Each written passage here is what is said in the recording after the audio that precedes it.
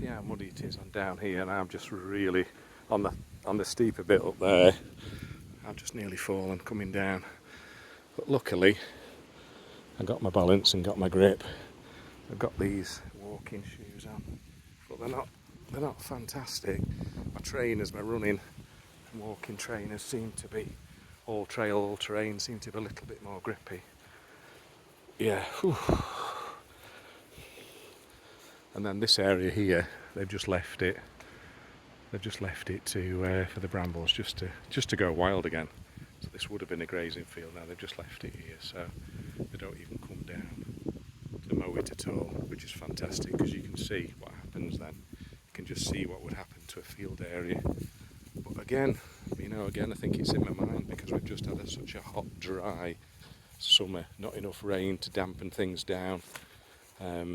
And of course that's more of a Mediterranean type of summer. We've not had the Mediterranean temperatures this year. We have a few years ago, and we will continue to get them. But yeah, I just wanted to talk about that because we're going to get floods and fire now. They're going to be the main issues. So one of the things we're rooting for the planet and the garden and the allotment is storage of water and making sure. You see how the bramble have taken over this bottom end here.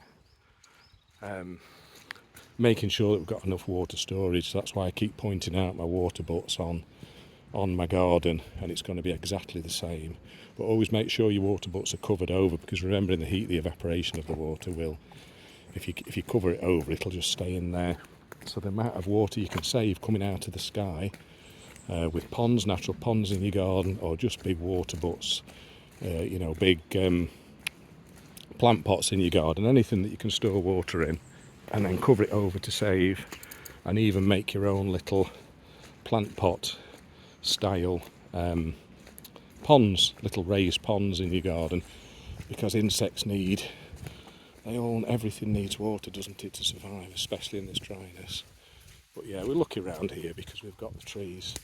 But you see what I mean with the deadwood here. And normally if this was managed, that wouldn't be laying for long, that'd have been out already, because that tinder, that material on the floor is great for beetles and bugs and birds, but it also provides a real material, dry, dead material, dries quicker, whereas the tree's got the sap in, hasn't it? So it has to get up to a much higher heat. So anybody that knows it's got a log burner like I have in the house, or you've got an open fire, or you've ever burnt wet wood, so if you cut a tree like this, it's still very, very wet inside, the moisture content. And of course, as we know with moisture, fire has to be at a much higher heat to burn it.